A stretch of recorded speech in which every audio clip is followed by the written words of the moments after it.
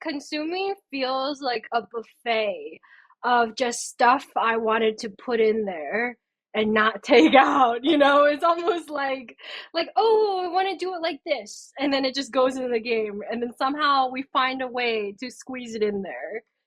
Hello everyone and welcome back to Backlog Banter. This is Tucker Hazell here for Dev Dive, a show where I get a chance to talk to interesting game developers about their games. And today I am joined by three of the people behind the brand new game Consume Me that has been kind of floating around in the ether and people have been getting their eyes on it for a long time. And we're here to dive into that story and the way that Jenny Jiao Hsia and Jian Li and AP Thompson worked on this game. And now it's here for everyone to play, and I'm so glad to have all of you guys here to talk about the story of everything that went into this. Totally weird game. Is weird an okay word that I can use to like primarily describe your game? Go for Yeah. it. Yeah, you can say whatever you want about the Weird game. parentheses complimentary, you know? Oh yeah, no, it's definitely complimentary. But I do want to start by introducing each of you because this is the game that I came to know any of your work by, and so I want people watching this to kind of learn about who you are and what your role in the game is and how you got into games and stuff. Let's start with you, AP. What is your role here with Consume Me, and what's your story? Okay, cool. My name is AP Thompson. I am one of the co-directors of Consume Me alongside Jenny. That is the primary role, but really, in terms of what I do on the game, did the vast majority of the programming, did a lot of the design alongside Jenny, did a lot of the dialogue writing in the game. Am I missing anything, Jenny? What else?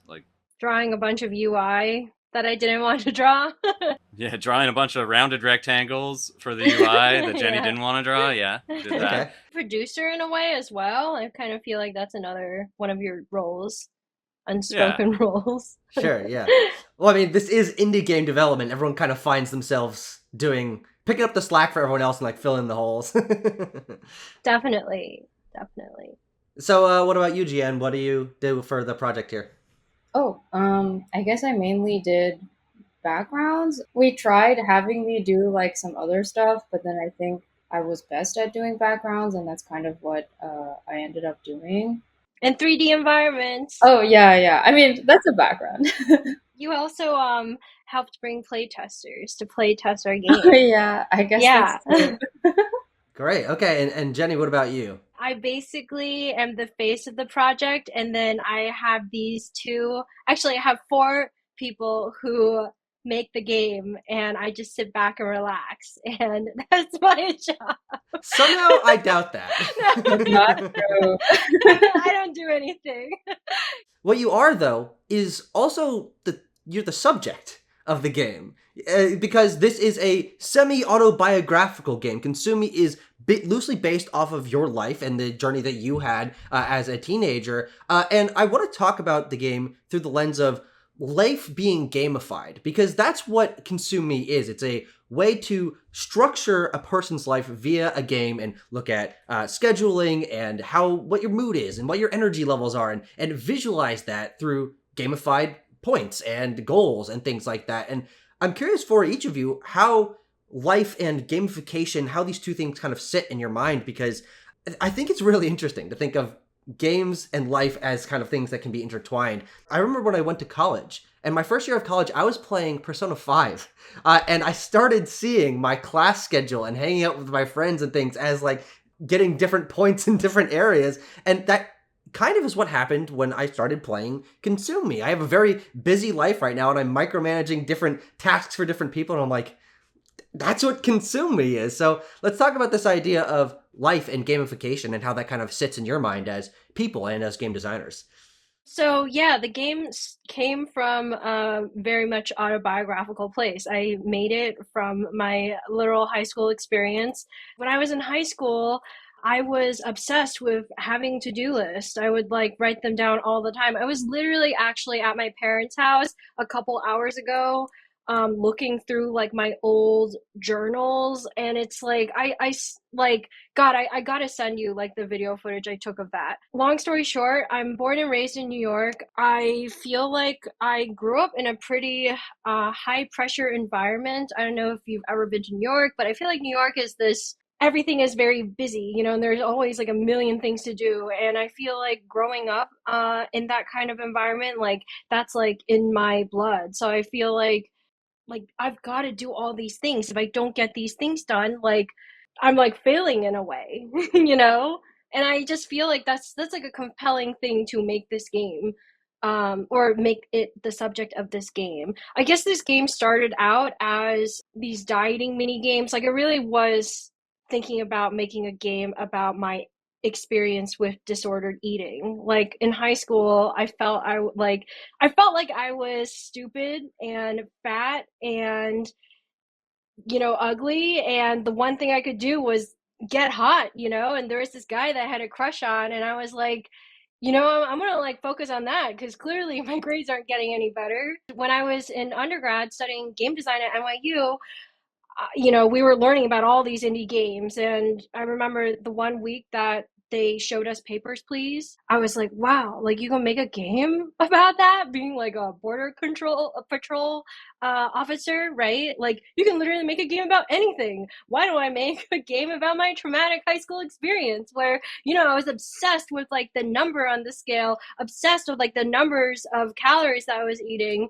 And it really started as like that was like the seed of the game. But I feel like when we talk about eating disorders or dieting or that kind of thing, it's like very easy to just look at it as this one dimensional thing, right? And it's like when we think about it in pop culture, right, like anorexia or whatever, it's like there's like a sob story attached to that. It's hard to actually separate that from the rest of someone's mentality and the rest of someone's life. So I feel like as we continued working on this game, it became less focused on just like the disordered eating and dieting part, and actually more about this teenage girl's busy life and her expectations for herself. Yeah, that's my long rant. Yeah, because the Yeah. game is about life balance and about balancing your schedule and the tasks that you have to do. And so, both the other of you, how has that kind of gamification and life balance element? How does that impact the way you view the game, or maybe even your own life?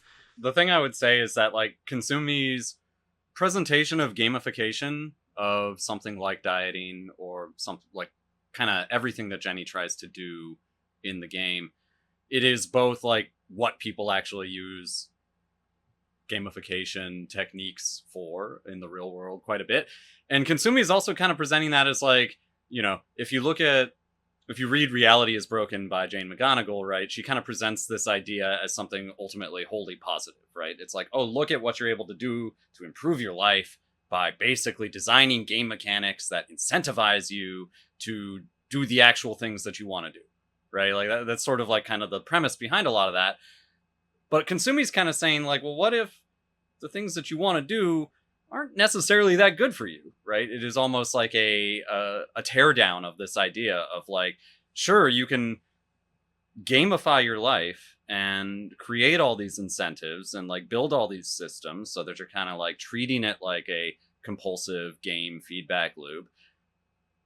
But is the output of that actually a good thing? Like, are you actually, like dieting is a really good example of this, where it's kind of like the number you're trying to optimize is a weight number, but that's not necessarily a good thing to optimize for, right? Because one of the quickest ways to get that number down is to, starve yourself, right? To have a very unhealthy relationship with food, to not actually get sufficient nutrition from what you are eating, to end up in a really bad place mentally, right? So I guess I'd say that like Konsumi is kind of, it is looking at this idea of gamification of one's own life and sort of presenting it, making an interesting game out of it, and then kind of saying, well, look, that's not the good life, right? That's not actually ultimately a good outcome, particularly in this particular case. Yeah. Sure, yeah. So do you have any thoughts on that, Jian? Or No, I mean, I think they did a really good job, like making the player want to root for Jenny and like want to behave in these ways that are not exactly healthy. Yeah. So I do think that it's interesting that this game is ultimately a teardown of its own concept. The idea that you make a game about list making and schedules, and one of the first things that you see in the game is a calendar and is a to-do list. And it's about this regimented repetition of waking up in the morning and doing bing, bang, boom. This is what your day is going to be laid out like. And I'm curious about how you foreground this structure of the game, and how you came up with the idea of it being something that's as regimented as it ends up being, with particular tasks you have to do throughout the day and everything. It's funny because it really started as a collection of mini games, so there was no to-do list from the very beginning, you know? And I think the to-do list is really like what made this version of Consume Me like good, you know? That and game overs, I think I would attribute to like the two things that make this game like fun. We want the player to perform, you know, and not just perform, but like perform to like a particular standard, you know. I'm not gonna shit on other games, but maybe what I'm gonna say next is gonna sound like I'm shitting on these kind of games. But I feel like there are a lot of these games out there where, yes, they're trying to like tell some kind of emotional story, but then like the systems don't ask for the kind of, it's like, oh, okay, I can like click through this, or I don't really have to be an active participant about being invested in this story. And I feel like like what we're trying to do with Consume Me is no, like you gotta do well, you know? Like you gotta feel how shitty I felt in high school when I was like flailing and juggling everything, you know? So I feel like, so like you're talking about like how did like the to-do list part become such an important part of Consume Me? Well, we had a bunch of mini games. We wanted to like somehow tie them all together, and that was really hard. I think we tried a bunch of different things, like have this one basically menu of like mini games that you can select from, which is now like the free time scene, you know, that like 3D bedroom scene, right? Oh, the kitty. I saw AP smile. This is Jesse. He's gonna join me for a Hello, little bit. Jesse. So nice. He's a big boy. Oh. Oh. Yeah, like trying to figure out how to tie the mini games together.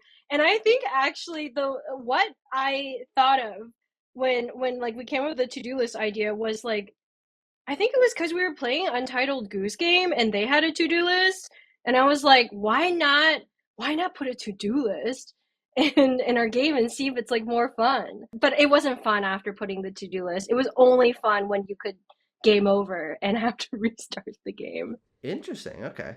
Yeah, I mean, it was definitely like slowly adding things one by one, and it always kind of was like, oh, it feels like we need this mechanic because it feels like, I mean, the to-do list in particular was because it was like, well, prior to that, we have the schedule and everything. We know that the player is moving through time and following Jenny's story, and there are mechanics and there are mini games, and it's like you can do well at the mini games or you can do poorly at the mini games, but there wasn't really any like kind of overarching goal or point, right? Like I think we had very simple versions of the to-do list before the to-do list where it was like, oh, you need to achieve this particular dieting goal, but it was like it didn't really feel like the players' decisions had any weight to them or any meaning to them or anything like that. And so we had to keep iterating and prototyping, and so the to-do list came first, and then later on we put in various different game over states, which I was super resistant about for a long time. Jenny kind of wanted game overs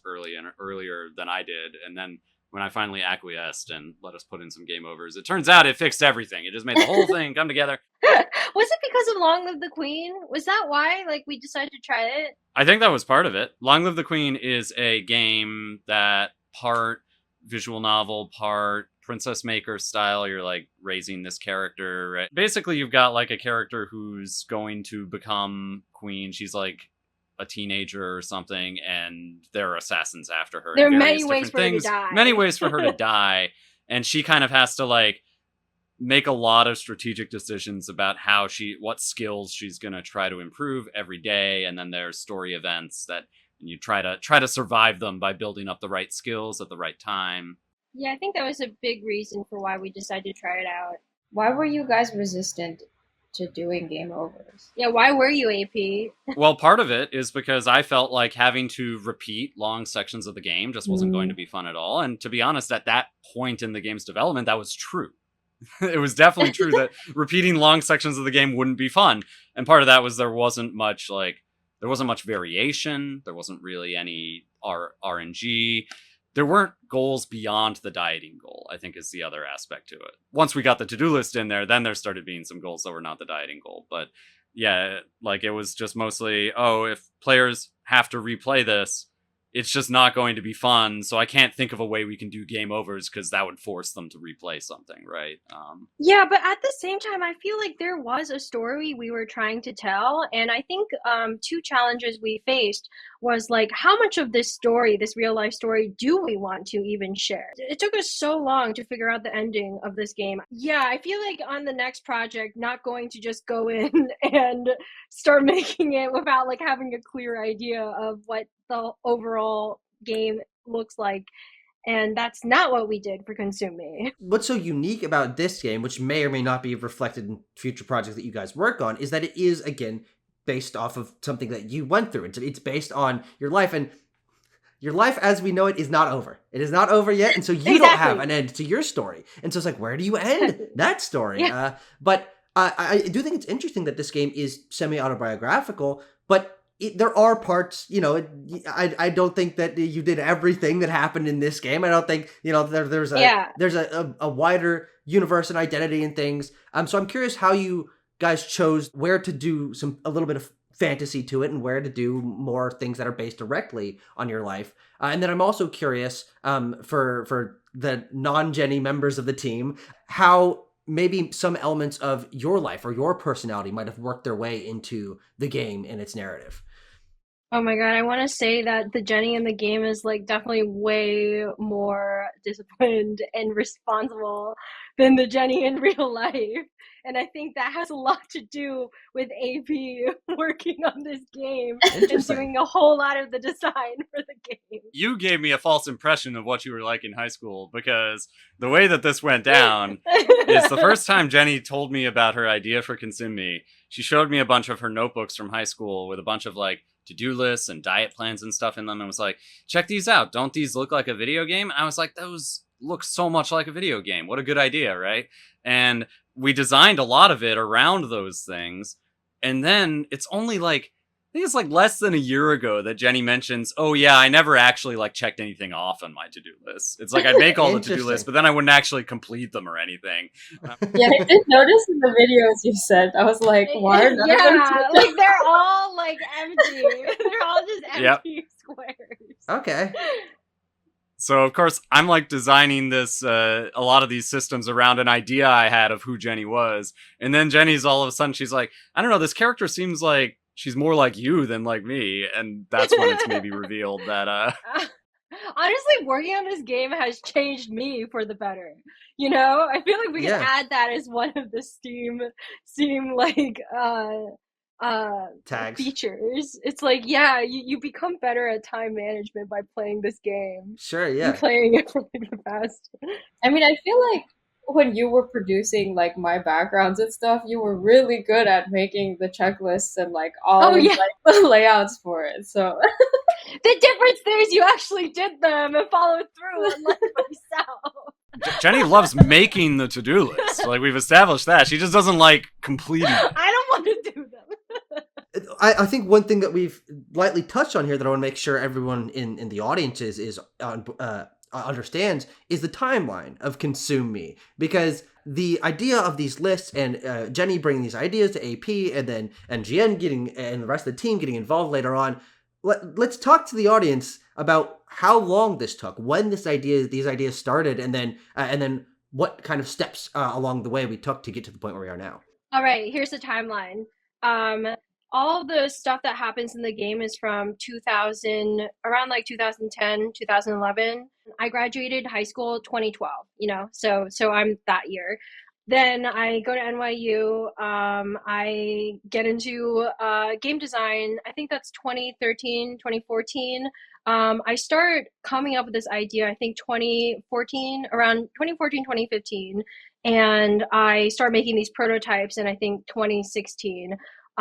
Just having the idea of like, oh, I want to make a game about dieting. And I also like this idea of making little interactions about daily life, like putting on your makeup or doing yoga, because these are things that I do all the time. And then 2017, I am done with school. Like I graduate and get a BFA. And at this point, I've released work with AP already. We released a game called Be Glitch together in 2016, and we were both adjuncting at the game center. And I was like, okay, I still have this capstone project that's like vaguely consumed me. It's a bunch of mini games, and I want to make it even bigger. I'm like super ambitious. I always bite off more than I can chew.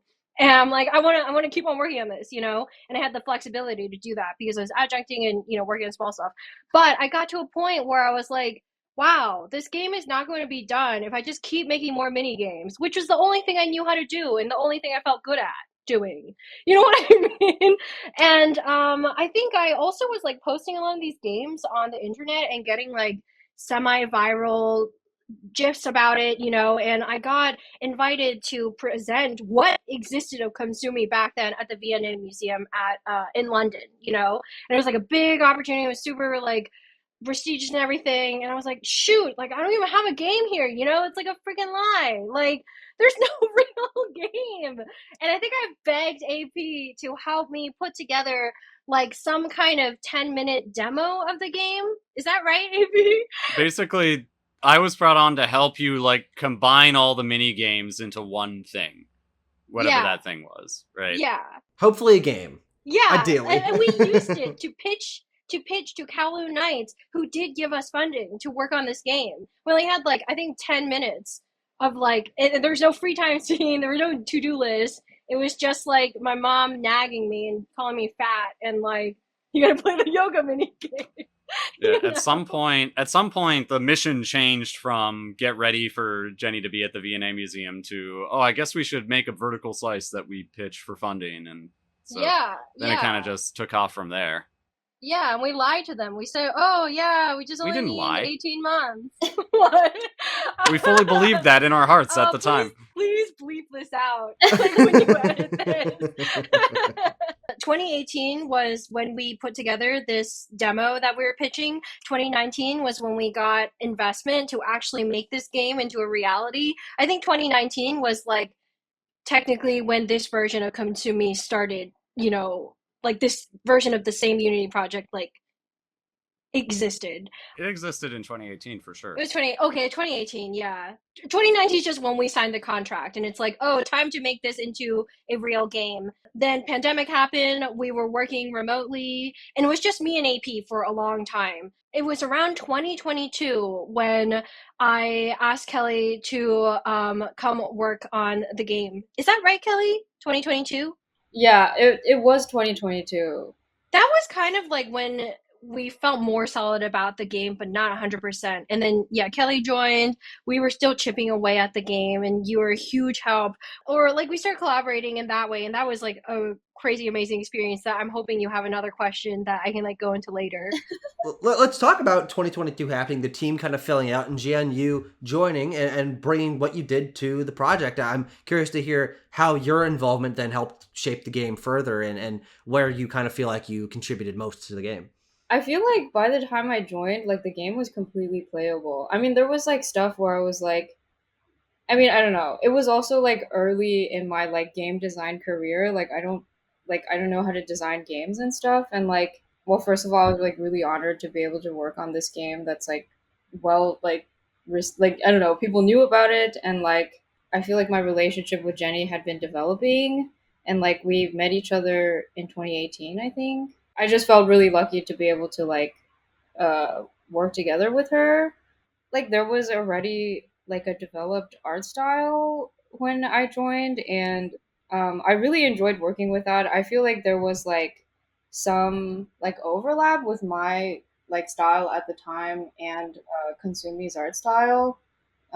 So I feel like it wasn't like so hard for me to like adapt to it, but there definitely were difficulties where like I just like didn't understand some of the rules that Jenny had, and like I think like it started clicking when she was like, well, the first rule she gave me was like, don't draw anything with like the 1 pixel, like with 1 pixel, because like she would say that like I should at least have 2 pixels for my brush, and like I think that was really helpful. But then like I think like what I ended up doing was like I would just try to fit as much detail as I possibly could, and like start working with like pushing the limits of like a 2 pixel brush instead of like starting like larger, like with a chunkier brush. And then I think it clicked more when she was like, oh, like this person's leg should be like 40 pixels, like at the very least. And like I think that was like really helpful. Getting to work with Kelly on this project has been so amazing. And I'm going to be honest, I was like actually really afraid of hiring them because prior to Kelly joining, I had actually never worked with another visual artist on any game project. You know, because like coming from indie background, a lot of the time it's like you work on such small teams that like you know, there's one artist, there's one programmer, right? And that was kind of how I saw myself, you know, especially since when AP joined, I'm like, okay, well, I'm not the only designer now, but at least I feel like my identity is the artist in this game, you know? And it was something that, oh God, I sound like such a huge I just like I mean I probably do have a huge ego, so whatever. Maybe it's just very self-evident to anyone who's listening. But like I was like, "Oh wow, like I'm so scared to like I don't know how to work with another artist and collaborate in this way, you know? We were friends before this point and I was just worried about things going wrong.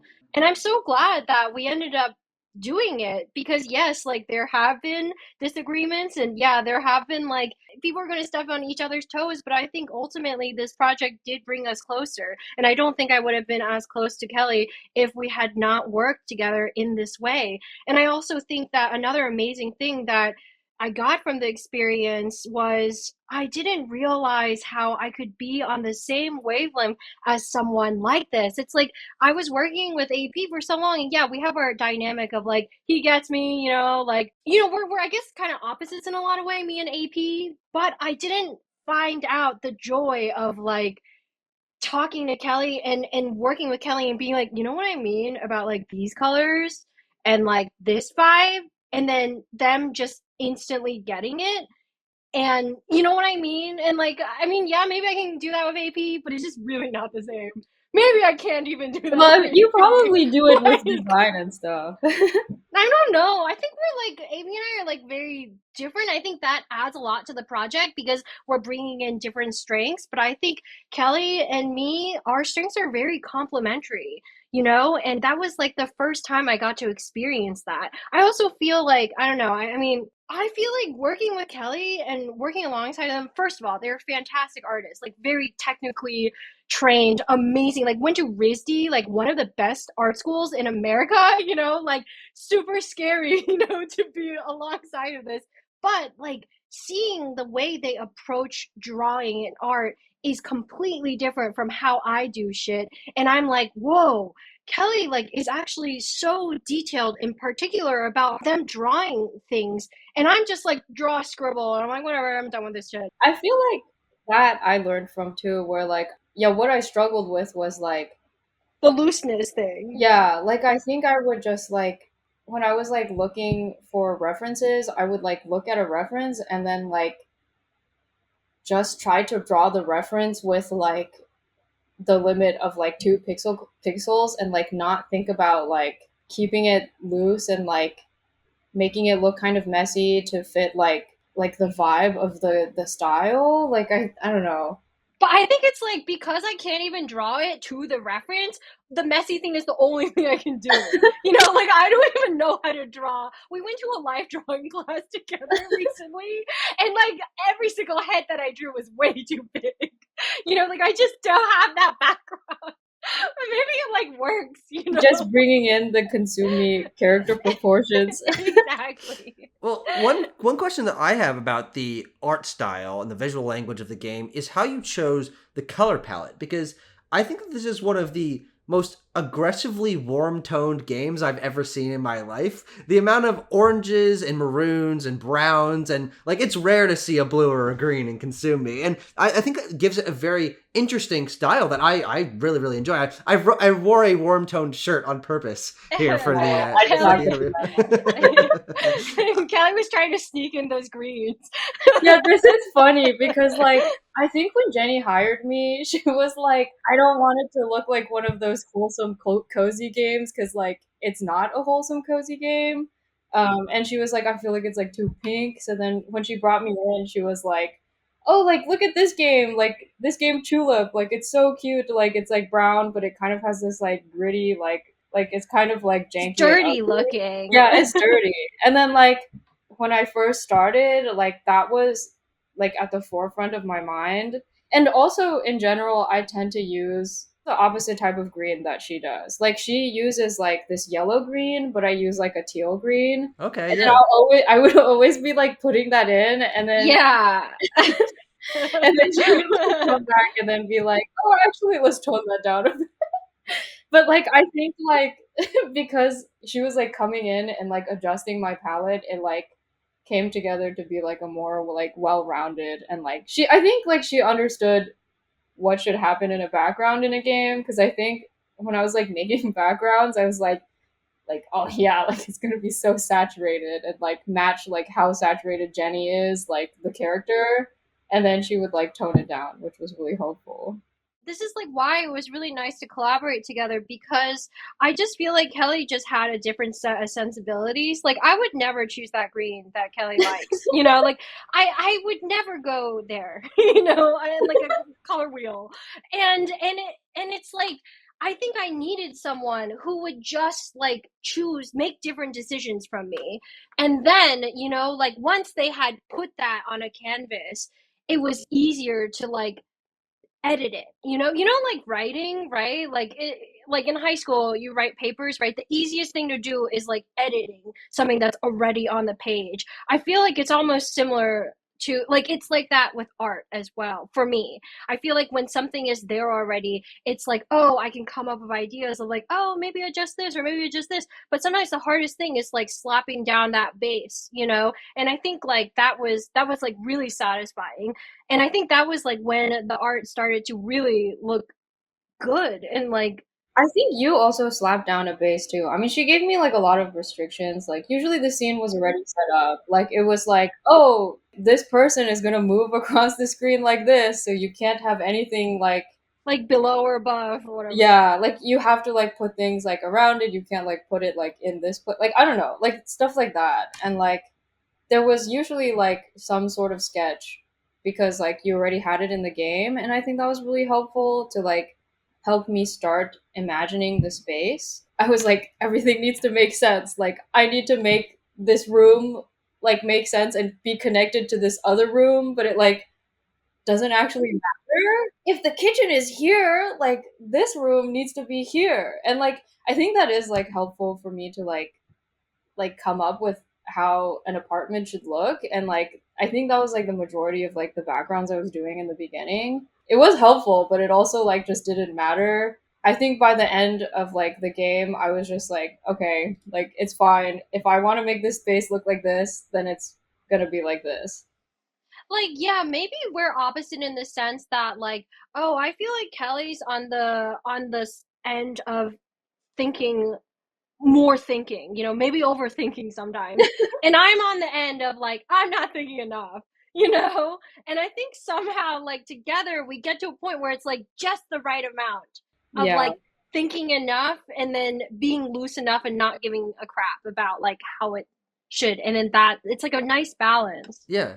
Well, we have, I think, a very good idea of what the like dynamic is between the two of you working on the art side of the game. Oh But man. I do think it's important that we bring AP in a little bit. Yeah. Let AP talk a little bit about how the programming and design of the game fits into this sort of artistic conversation. And I'm curious what that sort of balance is, or that sort of day-to-day workflow with the art, both of you doing the art, and Jenny, you sort of coming up with all these ideas, and then AP, you may be helping to work a little bit on the programming and the design and shape things into the more playable game. Yeah, I mean, so the process, it kind of like followed a couple different structures. At the very beginning of it, Jenny would prototype a bunch of mini games, and then AP would have to remake them. Yeah, I'd have to remake a lot of them just so that they, worked a little bit better, a little bit smoother. Then later in the development of the game, I think that a lot of the design kind of followed a structure of, first I would make a system level version of some activity. So it's like I would, use our spreadsheet and everything to be like, this is all the resource costs associated with it. These are the kinds of rewards you get from it. This is how it ties into the larger goal of whatever chapter you're at, right? And that particular scene would just be a text file. Just be a bunch of text on screen saying, and then Jenny did this thing. And here's the outcome.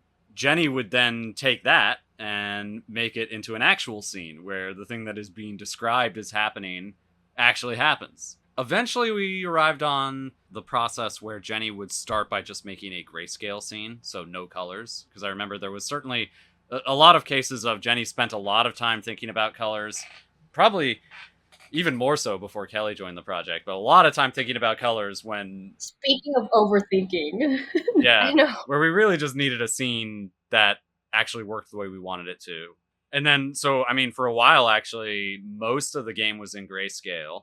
And once we had kind of like all of the text files were gone, then Jenny and Kelly both spent a bunch of time making color versions of a lot of these scenes. So that was kind of how that process, we eventually evolved to reach that process. But prior to that, there were a lot of times where I'd tell Jenny, like, okay, so we need for this scene something really, really simple, just a very simple interaction. Why don't you use one of our existing pre-baked interactions? We've got this whole system that I designed for Jenny where she can like create simple drags and taps and all of that. We call it the event chain. Why don't you just use that, make a simple scene? And then 2 days later, Jenny would be like, hey, how do I do this really complicated input scheme? I'd be like, why do you want to do that complicated input scheme? And she'd be like, because I'm prototyping this new mini game, and it's, it's got a bunch of 3D and it's got a bunch of like weird interactions. And I had to be like, Jenny, that scene is every player is only gonna see this scene literally once for probably less than 20 seconds. That's something she said to me all the time, too. I know, because AP told me. I would, like, spend a long time on a background, and then she'd be like... You're only going to see it for 5 seconds. Yeah. I didn't know it came from AP. I didn't know it was coming straight down from... Yeah. Jenny's just taking revenge because I told her to stop prototyping new mechanics all the time. So she just had to pass along the savings. Well, one thing that we haven't really dove too much into is the mini games of Consume Me, which, as Jenny, as you mentioned, are the root of everything for this game. It was this disparate selection of mini games that ends up turning into something that is a more focused game. But I'm curious for the mini games, what each of your favorites were to work on, whether that's from a design level, a concept level, an art level. Which ones you're like the most proud of, like finally getting to work? I feel numb. It's like, honestly, I could tell you my least favorite mini game might be, I don't really like the food Tetris mini game, I'm gonna be honest. Oh my god, not the OG. I like really wanted there to be like a food stacking mini game instead of players having to play the same damn food Tetris mini game every day, and I was fighting AP on this. Well, I think that's actually very interesting because that's my favorite part of the game. So I just got to put that out there. I'm curious why that one became the core of the game. That's the one you certainly do the most. It's the one, when I think of the game, it's the one that most clearly stands out in my mind. Is like, this is really clever, and the idea of it balancing bites and all this stuff. So how did the food Tetris minigame come about? And then for you, AP, and Jenny, you not liking it, AP liking it, like, what was that journey like of that becoming, what at least I see as kind of the through line of the game? I guess like the food Tetris minigame was its like own standalone thing. Like I made it in like can you just call it food prototyping Tetris? class. Is that okay? No, it's only Oh, food my Tetris. bad. That's Okay. what it is in the Unity project. It's going to be known as food Tetris. Well, we don't actually include the trademarked term Tetris anywhere in the game. Okay, so, maybe we should call it food Tetris. Let's any litigators or solicitors with their pen at the ready, stand back. But I guess like okay, so I can talk about like the origins. So I guess like I don't know if you've tried following a diet, but or calorie counted, but I feel like there's something that's always at odds when you're like calorie counting because you want to maximize your fullness, right? And satiety and like stay below the calorie part. You don't want to overeat. Yeah, I felt like there was this conflict of like, oh, like maximize fullness and then minimize calories. And you started with the mini game that you designed originally, but it was kind of like, I guess it was incomplete in the sense that there wasn't so much a feeling of like, oh, there are multiple ways to win or lose or multiple different outcomes that can proceed from this particular design. Like, I think the hunger spots were not there for quite a while. I think there was. I guess not. Yeah, I'm trying to remember that version. Just like trying not to leave any empty spots on the plate, and that in Whoa. particular just made it feel very repetitive, right? It's just like yeah. you can think of the hunger spots now as like your generated level, right? And back then it's kind of like, well, every single generated level is literally the same. So I think that we iterated on it a lot, and I think the one thing we both agreed on though is that we wanted there to be a bunch of different outcomes from it. It's like there are multiple ways to screw up lunch when you're on a diet, right?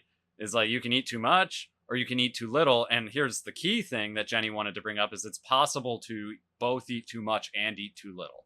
Oh, Like, okay. Yeah. It is possible to go over your calorie bar and still be hungry, basically. Yeah, you Right. cover enough not hunger spots, but you still leave some hunger spots uncovered. No, like the total amount of calories that you've consumed, like the food value pieces on the plate, like that exceeds like the budget. And there's still hunger spots on the plate. God, it sounds not fun. I don't know. It's so hard to explain. Well, so AP, I'm curious for you why you thought that was something that you really should stick with. To the point when Jenny is maybe not as big a fan of it, why you committed to it as something that was such a big part of the game. Well, I thought we should stick with it because it was kind of central to all the other systems that existed in the game and that we had designed around it. At that point, and all our attempts to prototype another version of it involving stacking food did not work. That's the real reason, is we tried the thing that Jenny wanted to do and it wasn't working. Maybe we didn't try hard enough, but honestly, the food Tetris was working. It was doing what we wanted it to do, and it was interacting with all the other systems in the game exactly kind of how we wanted it to, and all the other systems were sort of designed around it. I just didn't want to remove that and replace it with something that didn't work as well as that, and we never produced something that worked as well as that, so I never wanted to replace it. Like, yeah, pretty simple. I don't know. Now that I'm thinking about it, I don't like any of the mini games, and I don't think I want to design another mini game again. Yeah. Now that Jenny thinks about it, she doesn't like Consume Me. None of your viewers or listeners should buy it. It's just I like the to-do list part. There's total mid-game, lazy devs. A little bit late for that one. But to the point of the other mini games, and Jenny, your answer can be, I don't like any of them if you want to go that route. But for everyone else, like, the variety of the mini games, the ones you like playing the most. I'm just curious to dig a little bit more into that variety because I talk about the food Tetris as my favorite part of the game, what I think about. But this is what I found so interesting about starting up Consume Me, having seen a couple trailers, but I hadn't played like them or anything. Is that there's a lot to do in this game. You guys have a bunch of different mini games that all operate totally differently, different camera angles, different ways that the characters are moving. There's the small sub scenes that are kind of mini games in and of themselves. But so about that variety, what does that feel to you when you're working on the game, having to cover all these different things for the game that has so much variety in it? Should I answer or no? I feel like you're gonna say it was a stupid decision. No, wow, no. Maybe that's how you feel. No, but I feel like you've said before, you're just like, I don't know why they're like it. No, you don't even like no. I mean, okay. I mean, I feel like I feel like I'm okay with the fact that consuming feels like a buffet of just stuff I wanted to put in there and not take out, you know? It's almost like oh, I want to do it like this, and then it just goes into the game, and then somehow we find a way to squeeze it in there. You're forgetting the step where it went in the game, and then later I'm like, we're taking this out now because it's not And then really I'd doing be anything in so the larger pissed. system. And then you get really mad, and you're like constantly asking if we can put that mini game back in the game. And then eventually we find a spot where it can go back in the game. But there's like lots of, long periods of time where mini games like get removed. Wait, which one? Like the food stack. Oh, Well, oh also yeah, yeah. the snack roulette that got removed for a long time. Oh, That one didn't really? return Forgot about that. until we built the random encounter system. I forgot about that too. I'm like, I don't remember. No, there was a long period where it wasn't there, and you were mad that it wasn't in the game anymore. Yeah, I think I have this. There's like a theme here. It's like I'm so bad at throwing stuff away. I like just keep everything, and I think it's the same thing with like this project. There are like so many little folders of like prototypes that, I'm like, "Ooh, I spent like a couple weeks on this. Like, let's find a way to like fit it in there." And I think that's been the hardest thing to do. Like, just let it, if you be like, nah, it doesn't fit, like it's not gonna go in there, and then I would just get mad for a while, and then eventually just leave it alone and be like, okay, like I guess it's not gonna go in there. And then eventually it goes back in. Not always though. We've storyboarded some stuff that has just like it's not gonna go in, like the college visit or whatever. What? Oh, It's I all mean, well, that's a gone. whole other story. Yeah. We storyboarded a whole alternate plot that didn't really match with reality Yeah. that we had to abandon to make the narrative work properly. I would like to get better at throwing stuff away. I think that's like what I would like to do. So then the next game, because this game improved your scheduling or your Yes, scheduling yes. skills, the next game's got to be about getting rid of shit. Yes, it is. Wow. It is. It's like unpacking, except getting rid of all your stuff. Repacking. This is actually what was very interesting. I was thinking about the game this morning as we had to delay this conversation because a scheduling thing came up and it was kind of annoying for me. And I was thinking about how I was viewing my life as this series of tasks because I'd been playing so much Consume Me. But the one thing that I always felt was missing, because for me, I'm a very organized person. I'm like, all right, I got to put the remote back underneath the little TV a little bit because that's where it goes. And if it's on the couch, then that's not right. And Wow. organization is like how my mind works, and that's not a part of the game, which is fine. It's not reflective of your personality, which is okay. But I'm curious if there are elements of your life or of the game's design that you guys felt like you didn't want to include because they wouldn't match something that was reflective of your real life story, I guess. I put in everything that I wanted to include. There's nothing. I don't think I held back. Like, I don't think I. Yeah, there definitely are. For a while, we were trying to figure out where to put, like, some of the more gruesome aspects of what Joanie went through, right? Like, binging and purging were two things that it's like our original thought was, like, this is kind of how everything comes to a head, and this is sort of like the horrific, The like, climactic. climactic Yeah, horror rock moment. bottom, yeah. And we never really found a good place for it, and like felt like if we were to put it in, it's not really serving what we're doing so much as it's like being shocking. I do, like, that is something that I'm wondering about when the whole game comes out. It's like people have been like very positive with the demo, and I just get the feeling that they think they know what to expect later on, when they play the rest of the game. But I do feel like there's kind of a shift in like the priority of the character and like the focus of the game. And I'm wondering if people are going to be like disappointed in that, because that's definitely something that I felt insecure about. I'm like, oh, like we kind of, presented the game as like dieting and body image, and then, sometimes I'm like, we don't really like go back and like expand on that more. That could also just be because I'm like so close to the game. It's really hard for me to see what someone who's never played it and plays it for the first time would feel. Yeah.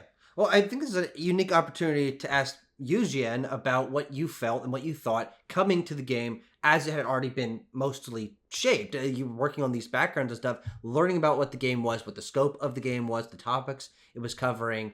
Now, of course, you're a big part of the team and have been for years, but you came to it later on, and so maybe you can answer that question that Jenny has because she's so close to it. You've got that next kind of step apart. How did you feel about what the game was covering and the topics and the autobiographical identity? Like, what was that journey like of you coming to work on the game and how you felt about it?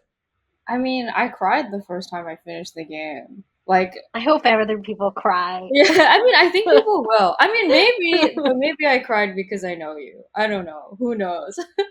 I didn't have that many expectations for the game. I also didn't know how big the scope of it was.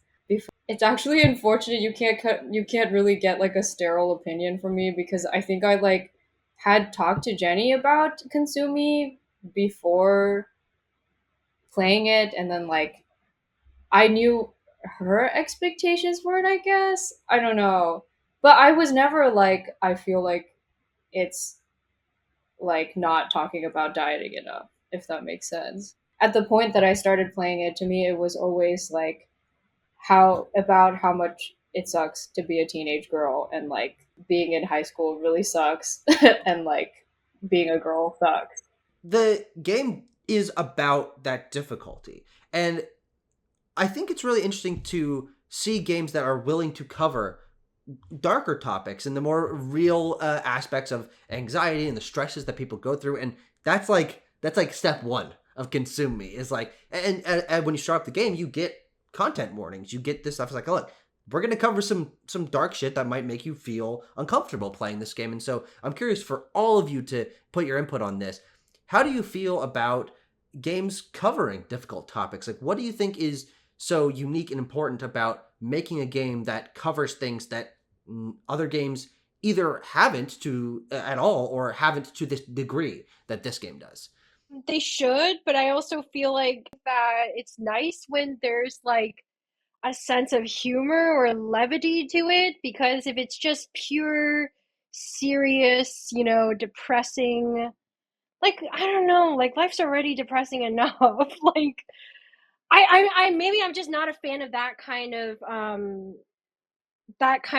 art, where it's just purely dark and depressing. And there could be other people out there who like that, but I don't know. It's funny to like it's nice to see the humor in dark situations too. Like I mean, also I feel like without the humor, like the darkness does not hit. Like when it's just like when it's all depressing, it's just like okay. A lot of Consumi is like done like lightly and with humor. Like when the parts that are like genuine and like Jenny is crying and like freaking out for real, it like hits totally different because like the tone shifts and like there is like a different pacing to the game that like really just like you really feel it for her. Like oh my god. yeah.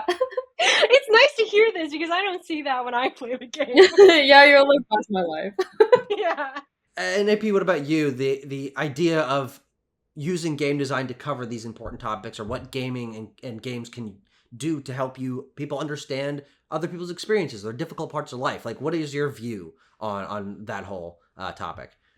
I think there is a lot of real world stories that games are capable of engaging with and exploring that they just don't, because games are kind of like, for the most part, shuffled off into traditional genre spaces more so than anything else. It's kind of like, oh, we got a video game. Do you want to guess what genre its story falls into? I'm like, okay, well, fantasy, sci-fi, horror. That probably covered about 99% of them, right? 99.9% of all video games that exist right now, right? And I just think that there's a lot of different stories that can be told by video games just the same as any other media. There is a danger with trying to represent real world issues mechanically that sometimes emerges. I think a lot of people assume that it's like, oh, because games can like model systems, they're great for getting people to emphasize with people who are in tough situations. And they can be good at that, but that can also backfire. There's like a pretty famous example of this. I don't know if you've heard of the game Spent. this was a game that was designed to present through its systems, more so than anything else, how difficult it is to live on the poverty line in the United I played States. this in a psychology class or a Yeah. sociology class. Yeah.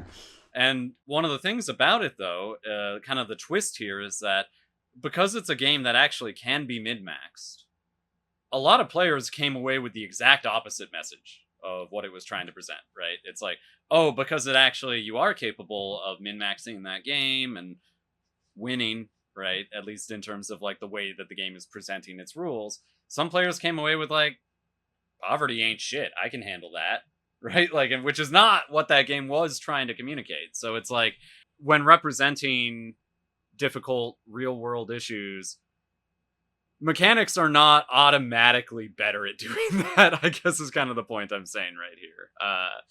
So it requires care, it requires consideration, it requires thought, and, design. But I think that there's nothing stopping games from covering a lot of these kinds of stories the same way that all other forms of media do. So Yeah, sure.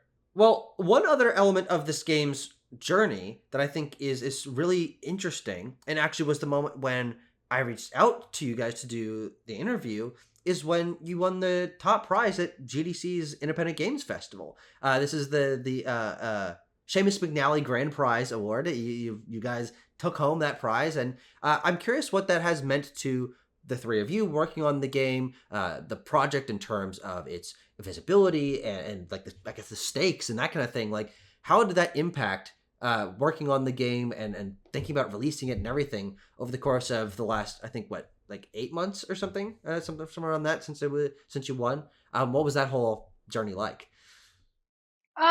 I think, to be honest, I didn't really spend a lot of time thinking about it. I guess part of me was like, yeah, I could see us winning. But another part of me was just like, no, whatever, it's a stupid award. We're just gonna submit and then close the tab and then not think about it, and it's I not think going to for context, we submitted in the first place like a year ago. in October, yeah. We kind of wanted it. We wanted to use the submission as like motivation to like actually finish polishing up the game. Yeah. Because we've been working for the most part without any real deadlines for a long time. Yep. Which is part of the reason the game has taken as long as it has, right? So we had it at that point. It was fully playable, start to finish. I think it was maybe lacking polish in some places. I think we wanted to revise the UI and stuff like that. But otherwise, basically a finished game. So I feel like we decided to submit mostly as a motivating force to get us to tie up a bunch of loose ends so that we can be like, this thing is complete and we can submit it, and there we go. But I think even when we got nominated and then won, I guess to me, I was like, oh, it still doesn't mean that people are going to play this game. It still doesn't really mean that I'm gonna have to find another job right after this. Or I guess I kept on telling myself oh, it doesn't really mean anything still. It was weird because the game wasn't out yet as well, right? With that award under our wing, thinking about oh, it's time to actually release, it made us feel more confident about approaching PR and figuring out what our next steps were. I actually feel honestly, reading the Steam reviews on the demo maybe gave me that sense of oh wow, this game is good. It's people who I've never met or know at all leaving nice things. They must genuinely like this. I don't know. I feel that means maybe more to me. I mean, I think my like emotion surrounding it was way less complicated because I just spent less time on it and it's not about me. So I think I was just yay, we were nominated for a million things. Yay, we won so many awards. This is amazing. And I was like, this is great. And I think I always knew that it was a really special game, and I'm happy that it won so many awards because I think it does help with visibility. I don't know if it really will get a bunch of people to play it, but not a negative. It's never going to be a negative that it won that. So it's only going to help. And I was really happy that other designers and artists and musicians and stuff agreed that it was a good game. And yeah, I was just happy. It opens the doors in the sense that, like, winning something like that does mean that when you email people, they will respond and talk to you, right? Yeah, Which, yeah. now, that doesn't mean that prior to winning the award we were emailing people and not getting responses or Yeah, of anything course. like that, but I think there was just like a general level of enthusiasm and fervor that, you know, probably wouldn't have been there without that, right? So it definitely helps along those lines. It's something that, to be honest, still kind of feels like it hasn't fully sunk in, and that's partly Yeah. because the game is not out yet, right? Like, this is not the first time a game that is not out has won the Seamus McNally, right? Like, I think Outer it's most Wilds, I of them, think. yeah. Outer I think, Wilds famously, I think it came out like 2 or 3 years after it won. 4. So yeah, something like that, right? So, I mean, I don't know how different it would be if the game were already out. I feel like maybe it would feel more like a victory lap if the game were already out. But for us, it felt kind of like, well, that's real nice, and that's probably going to help us. But boy, howdy, do we still need to finish making this video game? Yeah, I and kept on release joking. it, I'm like, right? I'd rather have $1 million. But before we wrap up, I'm curious if there's any other stories or elements of the game's story or production that you want to make sure to cover that people might not know that you think might be interesting for the public to find out here during this interview. There's one that we've mentioned this in a few different places, but I think it's always important to bring it up again, is that in the game, Jenny tends to find money on the ground a lot. Like, it happens pretty frequently. That's based on real life. If you have ever hung out with Jenny, she finds money on the ground all the time. Yeah. Hopefully Consumi finds money with its sales. I can't tell you how many times I've just been walking somewhere with Jenny, and she's just like, oh, hey, $20. She like goes and picks it up. And then it's like, and it's very frequently while walking her dogs as well.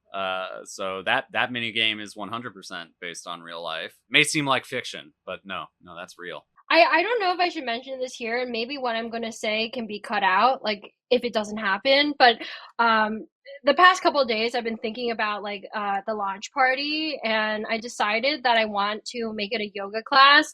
But on top of that, I'm thinking maybe we should stream it so people from all around the No, world I can don't think join this is in gonna on this happen. yoga class. Like, it might happen, okay? So, like, if it does, if it looks Jenny was like we're talking gonna about have a yoga delaying the class, game so that she so could we do can- this Uh-oh. instead of like. And I said, no, we're not delaying the game for that reason. Yeah, but it'd be so cool if everyone, like, around the Streaming? world did this yoga class together as part of the launch. Yeah, so it might happen, but you might have to cut this out because, technical difficulties. Well, how about this? National Yoga Day is June 21st. You can schedule for June of next year a celebration stream No. hosted by the Consume Me dev team where everyone does yoga. And then you have 8 months to plan for it instead of 10 days. No, it's actually going to happen Sunday, September 28th, probably at like 7 p.m. We'll like, keep you updated and let you know if there's a link. Okay, all right. Yeah. Well, the last thing that I wanted to ask about, and this is just a very personal me being a nerd moment, is I want to ask about, this is the first like spoiler I'm bringing up, is a sock pop concert that happens partway through the day, happens partway through the game.